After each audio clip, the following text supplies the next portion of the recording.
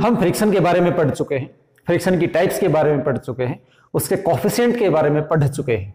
आज हम देखने वाले हैं कि जो एंगल ऑफ फ्रिक्शन होता है वो क्या होता है, कैसे मेजर करते हैं, उसके बारे में देखने वाले हैं। तो देखिए, हम एक ऐसे सरफेस कंसिडर कर लें और उसके ऊपर सपोज करें कि कोई ब्लॉक रखा हुआ है जिसका मास कितना है, अब मास का ब्लॉक यहाँ पे रखा हुआ है, ठीक है। तो उसके कारण जो वेट तो mg डाउनवर्ड अभी तक आपको पता चले गया होगा, नॉर्मल रिएक्शन R ऐसे होती है। सपोज करो इसका जो मोशन होता है, फोर्स इधर लग रहा है, फोर्स अप्लाइड, तो इसके अंदर जो फ्रिक्शन लगने वाला है वो इधर लगने वाला है, ये फ्रिक्शन F इधर लगने वाला है। अब आप यहाँ पे देख रहे हो कि आपके पास एक फ्रिक्शन फोर्स है और एक नॉर्मल रिएक्शन है। नॉर्मल रिएक्शन का फोर्स इधर लग रहा है, फ्रिक्शन का फोर्स इधर लग रहा है, दो फोर्स लग रहे हैं। तो इन दोनों का कोई ना कोई रिजल्टेंट होना चाहिए, दोनों का कोई ना कोई रिजल्टेंट होना चाहिए। इनको मैं इस पॉइंट के ऊपर यहाँ पे मिला लेता हूँ, यहाँ मैंने मिला लिया, ये ऐसे हो गया। तो इन दोनों का अगर कोई रिजल्टेंट आ रहा है तो वो रिजल्टेंट इधर निकलेगा, वो रिजल्टेंट इस साइड में जाएगा। ये रिजल्टेंट किस किस का है? ये रिजल्टेंट है नॉर्मल रिएक्शन का और फोर्स ऑफ फ्रिक्शन का। ध्यान देना, this is the resultant of the force of friction and the normal reaction, and this resultant is making an angle theta with the normal reaction, and this angle theta is known as angle of friction। इसी को हम angle of friction बोलते हैं। तो कैसे define करेंगे हम, कैसे इसको हम डिफाइन करेंगे? It is the angle between the resultant, यहां थोड़ा सा कंफ्यूजन हो सकता है, इसको ध्यान से देखना। क्या है? It is the angle between the resultant. कौन रिजल्टेंट है इसके बारे में आपको बताना है, तो लिख देता हूं मैं। कैसे लिखेंगे इसको? लिखेंगे it is the angle between resultant. किसका रिजल्टेंट उसके बारे में बताएंगे। Between the resultant of normal reaction को मैं आरएक्शन से एब्रिविएटेड लिख देता हूं, normal reaction and force of friction. अब ध्यान देना, ये जो फोर्स ऑफ फ्रिक्शन है लिमिटिंग भी हो सकता है, स्टैटिक भी हो। जब बॉडी मूव करने टेंड्स टू मूव है तो स्टैटिक भी हो सकता है और ये लिमिटिंग भी हो सकता है, तो दोनों में से कोई भी एक हो सकता है। Force of friction and normal reaction. Normal reaction तो क्या हुआ? It is the angle between resultant. किसका रिजल्टेंट है?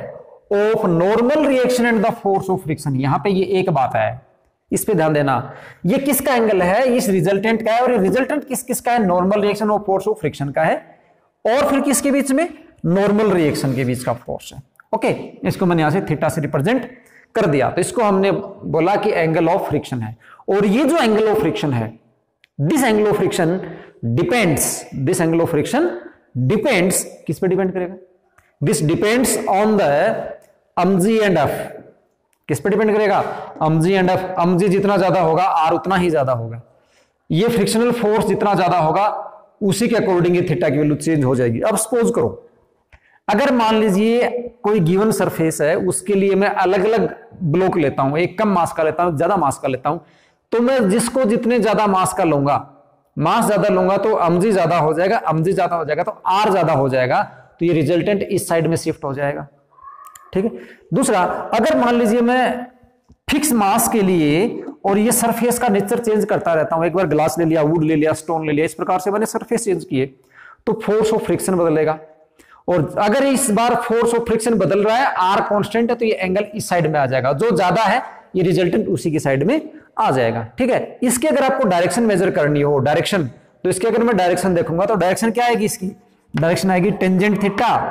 डायरेक्शन क्या आएगी? Tangent theta. और इसके अगर टेंजेंट कंप्लीट करेंगे तो ऐसे बनेगा ये। तो टेंजेंट होता है परपेंडिकुलर बाय बेस, तो ये हो गया परपेंडिकुलर, तो ये हो गया एफ, और डिवाइडेड बाय बेस क्या हो गया? Are.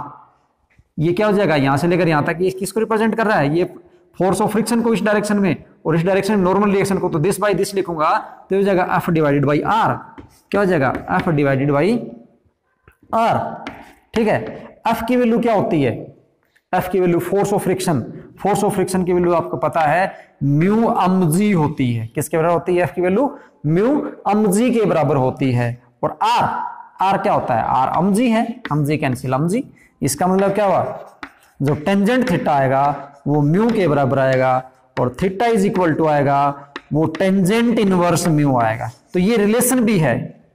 This is also relation between the angle of friction and the coefficient of friction. This question can also be asked like what is the relationship between coefficient of friction and the angle of friction, ऐसे पूछा जा सकता है, ठीक है। और दूसरी बात, यहां से मैंने जो डायरेक्शन निकाली है, डायरेक्शन आई मेरे पास tangent theta F by R, tangent theta F by R, ये जितना भी टेंजेंट थीटा मेरे पास किसके बराबर आ गया, म्यू के बराबर आ गया। यहां से मैं इसकी डायरेक्शन बता सकता हूं, और ये डायरेक्शन किसके साथ आ रही है, ये with respect to normal reaction आ रही है। थीटा मैंने किसके साथ लिया, नॉर्मल रिएक्शन के साथ लिया ना, तो डायरेक्शन जो आई है वो नॉर्मल रिएक्शन के साथ दोगे, इधर देने की गलती नहीं करना है। इधर करोगे फिर इधर 90 माइनस थीटा, तो टेंजेंट 90 माइनस थीटा वैल्यू सारी की सारी चेंज हो जाएगी, ठीक है। तो ये नॉर्मल रिएक्शन के साथ आ रहा है। तो ये था हमारे पास कौन, एंगल ऑफ फ्रिक्शन। नेक्स्ट जो हमारी क्लास है, नेक्स्ट क्लास में हम डिस्कस करने वाले हैं एंगल ऑफ रिपोज और एंगल ऑफ स्लाइडिंग के बारे में। एंगल ऑफ स्लाइडिंग क्या होता है, एंगल ऑफ रिपोज क्या होता है, उसके बारे में नेक्स्ट क्लास में डिस्कस करेंगे।